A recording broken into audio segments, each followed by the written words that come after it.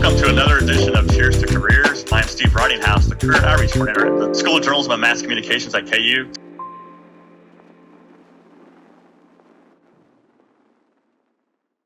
Hello, we are back for Cheers to Careers, episode number 84. We are joined by Julie Breithaupt. She's the Internal Communications Manager at Blue Cross Blue Shield in Kansas City. Welcome, Julie. Thank you so much for having me. It's always great to have KU alums back. I love the fact that you're involved with internal communications. I think that's often overlooked as a potential career. Mm-hmm.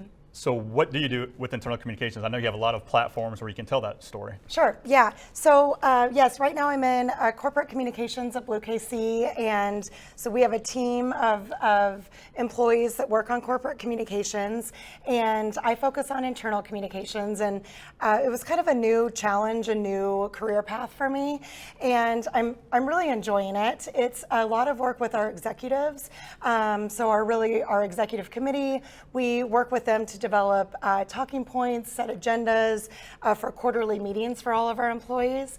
And then we also do e-newsletters that go out to all of our employees twice a week. And then just a lot of other kind of community outreach that we assist our team with. And so there's also like an intranet that we manage. As you know, in communications, there's a lot of different ways to communicate. So digital displays, we work on that. So kind of a wide variety of things. And when you were a student at KU, digital displays probably weren't really much of a thing or no, thought about. No, correct. They really weren't. And they really weren't. And it's just another interesting way to see how things have developed. In my career before Blue, I was at the city of Shawnee, and that was a really interesting time. I was their communications manager for about 7 years, and we were able to they gave us a lot of creative freedom to try a lot of new things. So not only were we doing a lot of digital displays, since we were working kind of one-on-one with our community, our residents, our businesses, we did a lot of kind of standalone digital signs in like heavy foot traffic areas. So it's just been interesting to me as my career has developed to see all the different ways that you can communicate with people, and then really kind of embracing that and finding new ways to get your message out there. Now, is this a job you actively had to apply for, or did they recruit you, or was it kind of a combination of the two? Yeah, I mean, I'll tell you, it's really a lot of the KU connections. It's like the further you get into your career, the more people you went to school with or that went to KU. So I did apply for the job and got it, but I found out about it through some people that I went to KU with. And it just seemed like a different challenge and a new area of communications that I hadn't really conquered yet. And so I really am appreciating the opportunity and learning a lot. So you talked about working with the city of Shawnee, and that's kind of more of a government role. Yeah. Did that pose any different challenges, or was it still kind of the same telling the story? Yes, yes, challenges are kind of a nice way to put it sometimes. No, it was, the city of Shawnee was really one of my most fun jobs. It was really cool. I was working with everybody from, our mayor, our city council, so you really get that experience of working with elected officials, also with city leadership. And then what's really cool about a city is not only are you working with, the elected officials, you're also working with like police, fire, public works, parks and rec. So just a really wide variety of people. And that's really what I enjoy the most. And so being able to work with them about, trying to figure out how they wanted to get different things out and what methods are we using was great. So I could, be at the police department one day and then be down like with the stormwater folks, like filming them, digging a trench. So it was really fun for me because I got exposed to a lot of different things and then was able to kind of help tell their stories to our community. And when you started that job at the city of Shawnee, I noticed like on your LinkedIn profile, you were in broadcasting, like as a producer, executive producer for 15 years, close to it. Yes. Was that a tough transition? Yes. I mean, yeah. Well, I feel like you're dating me by giving that, but no, I'm teasing. I was terrified. I mean, I was so comfortable in a local newsroom. I was at WIBW for 2 years after I graduated from KU, and then I was at KCTV for about 14, and in a variety of different producing roles. felt very comfortable with that. My last 7 years at Channel 5, I was the Nightside executive producer, and I loved that role. I loved everything about it. I'm still very passionate about local news. I would probably still be in a newsroom if I didn't have kids, but those schedules are sometimes tough with little ones. But yeah, I was terrified, and I didn't feel like I could probably do anything else, just because I had done that for so long. But truly what I found was the skills that we learn here at KU and in a newsroom are so transferable. I mean, it blew me away. Once I got into a new role, I very much was thankful that somebody hired me outside of a newsroom. I just didn't know if that was going to happen, but it did. And then once it did, it was amazing to see how journalists are multitaskers. Right. They're calm under pressure. They're used to deadlines. I mean, all of those things are just so transferable. And I think journalists do it. I mean, I would hire a newsroom person in a second, just knowing their daily demands. No, that's something I definitely preach as a career advisor. Yeah. Just transferable skill. I did newspaper for 20 years. Yeah. Sports for like 16. Yeah. But yeah, that producing content on deadlines is a skill. Huge. That everybody should have.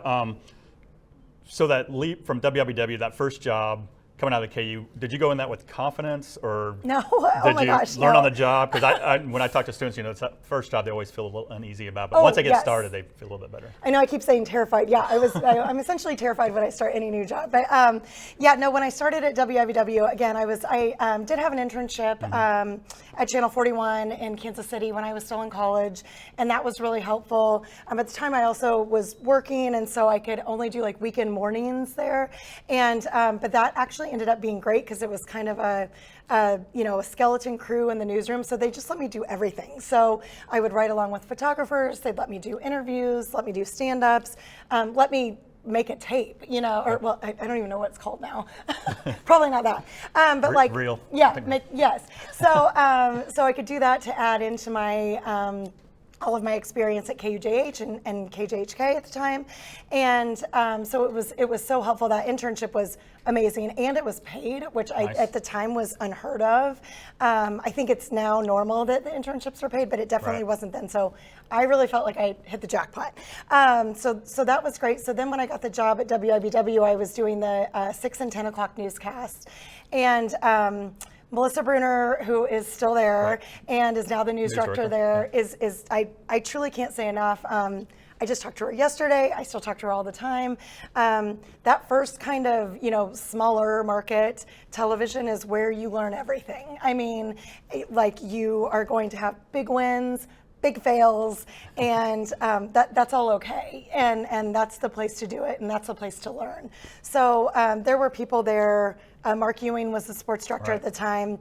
And I mean, I really, truly have talked to both of those people within the past 2 weeks. And so it was truly like a family, and they truly took time with me and built up my confidence and gave me feedback and really helped develop me. And there's no way I would have moved on without them kind of pouring that investment into me and that time. And how did you kind of gravitate towards the production side? Was that something you were always passionate about, or did you just pick that up during your time at KU? Yeah, well, I knew I didn't want to do my hair and makeup every day. Like, I didn't want to be, I love the pretty people on air. They're great. I am happy to write for them. I never wanted to have to do my hair and makeup every day. And I've always really enjoyed, even in high school, I love to write. I love writing in all kind of different methods. And, in high school, English was my favorite thing. I loved writing papers. I still love writing today. And so when I was at KU, I didn't come in, I didn't even know what news producers were. Right. Like, I guess I didn't realize that there were people that were news Behind the scenes. producers. Just had no idea. And I had an elective that at the time was like a broadcast news writing class. And I was like, well, it's writing, I'll take it, that'll be fun. And really, really enjoyed it, and was able to figure out how to kind of take that longer form writing that I was used to and make this, clear, concise, conversational stories that were like 20 seconds was a real challenge, but also really exciting for me. And then when I realized you could write for the news, I'm like, oh yeah, this like fits. And so I liked the the writing, number one, but then like the organizational kind of power that you get as a producer, and then the creativity too is really exciting to me. And when you were a nighttime producer, what hours? I mean, pretty So, late tonight. Yeah, I think I produced every shift at KCTV when I was wow. there. So I can certainly tell you the ones I didn't prefer hour-wise, which were overnight weekends, Okay. which was really hard. Good experience, but hard, and just part of working your way up the chain. But yeah, I did probably my favorite role there was producing the 10 o'clock news. Okay. I did that for the longest stint before I became the Nightside executive producer. But I really, because I kind of like doing the thing. I mean, I like managing all the people and everything too, but I really liked being in the newscast. Right. And so, yeah, those hours at that time were like probably 1 p.m. to 11. Wow. And I would say give or take, but it wasn't really give or take. It was pretty much 1 to 11. So, because by the time you were done, you usually had to, kind of wrap things up. We would usually write a few stories for the morning show producers.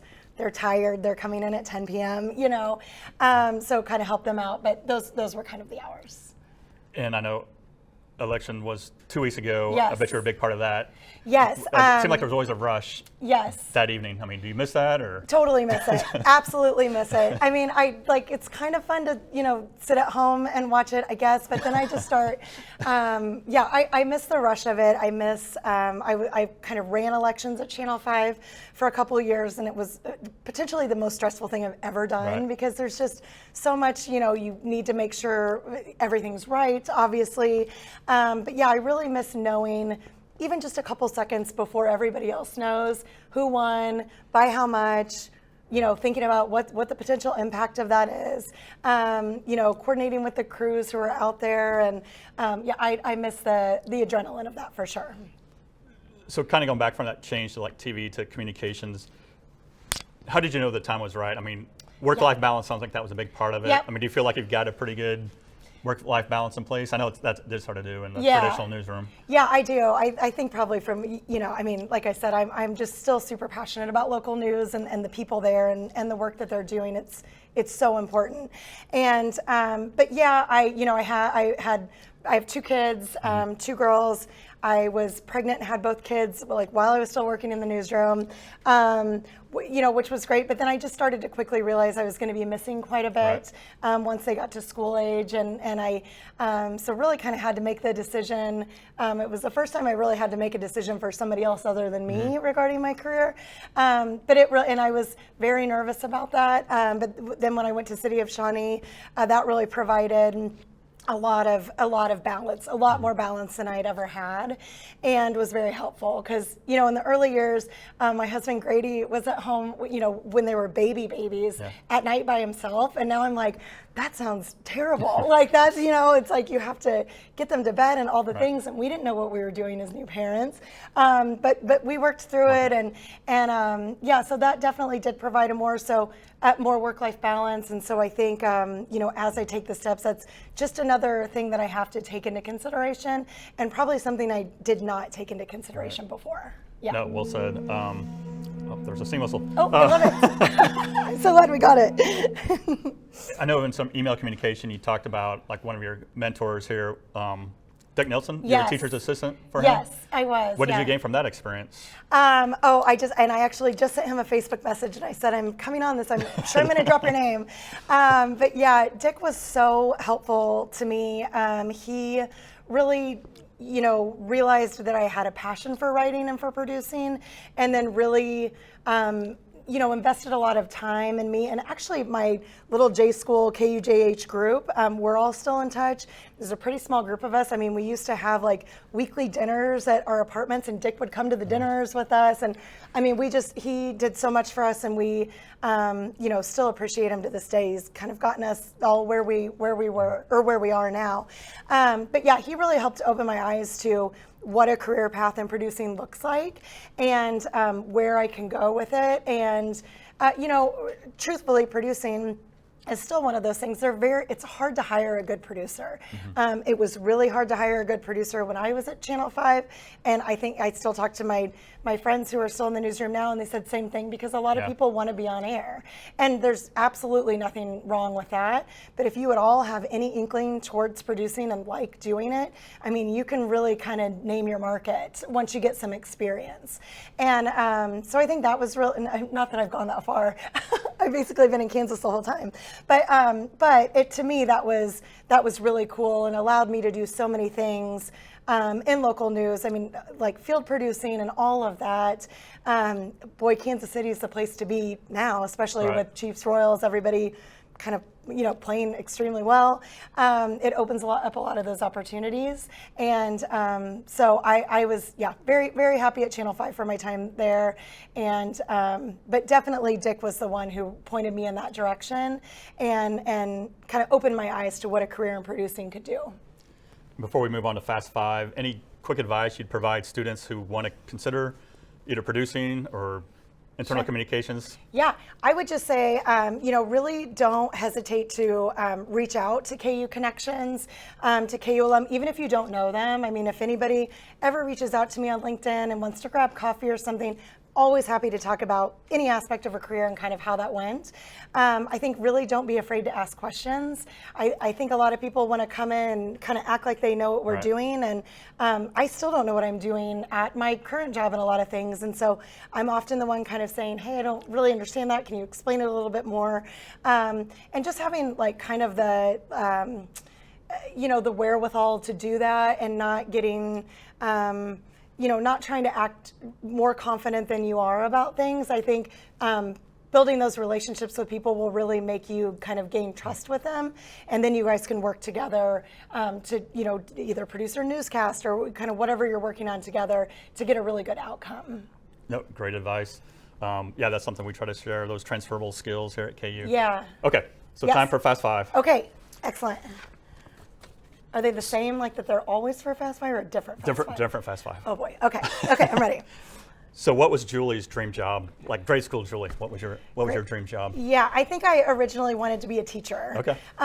Which, yes, I think that. So, and then of course when I got here, I wanted to be a teacher at KU. So nice. I don't know, that, I'm still youngish. So you use social media quite a bit. What is your favorite social media platform to tell that story? Yeah, I feel like the answer to that is a little, but I will say I'm a big sports fan, and so for any or elections, I just still really like Twitter, aside from all of the things, but that instant kind of quick things. I feel like that's where I always go for sports and for elections. And then, I'm old, so I like Facebook because that's where I post pictures of my kids. So, which is really boring, but yeah, I would say I like X. And Twitter. I feel like it's, or whatever it's called, because I feel like it allows a place for people to be like quick and reactive and timely. And I always say, for a long time, we always referred to it as the news nerds social media platform. Right. So I first got on it when I was at Channel 5 and I had a Channel 5 account. And so that's kind of where it started, but I feel like it's kind of a news nerd platform and I kind of like that. Okay. Yeah. Speaking of Twitter, I think I noticed you had a tweet where you had multiple glasses on a table, how you manage stress. So what is your go-to drink to relieve stress? Yeah, like during work or after work? Let's do after work. Okay, after work it's a Tank 7. Okay. Yeah, it's a Boulevard Tank 7. That's kind of what I'll use to de-stress. Awesome. What about during work? Coffee. Coffee. Yes, okay. Coffee all the time. Yes. And also my research department. I have a research department. Found out you lost a 5th grade spelling bee. So how do you spell raspberry? Okay, raspberry. RASPBERRY, which is the stupidest way to spell it. Yes, but I did. Sound like you dropped the P. I did drop the P. Okay. I may have added a Z. I don't know. I think it would be more fun with a Z, but I realize it's not. So yes, and I'm like a spelling. Like I'm really weird about spelling. If I look at a page, I can point to them. It's like it pops out. So the fact that I lost that word is just still upsets me to this day. I don't think anybody forgets losing a spelling bee because I remember 4th grade, and I added LY. Oh, yeah. Because I spelled it right, and I was stunned when I had it wrong. Yes. But I added LY. I know. I mean, I'm still sensitive about it. So Thanksgiving is next week. What is your favorite family tradition for Thanksgiving? Yeah, is eating a lot a tradition because Eating. that's definitely what we do. We host at our house. We actually never host on Thanksgiving, so we go to our neighbor's house and do like a Friendsgiving, which Nice. is really fun. But we're hosting the Saturday after, and I mean it's really just eating a lot and then drinking a fair football, amount yeah. of wine and watching football. Yeah, it's pretty basic, but that's like all I need is good food. Awesome. Well, hey, Julie, I know you're busy. I appreciate your time, and Yeah. I always like to say, hey, cheers to your career. Cheers Thanks, Julie. first. Thank you.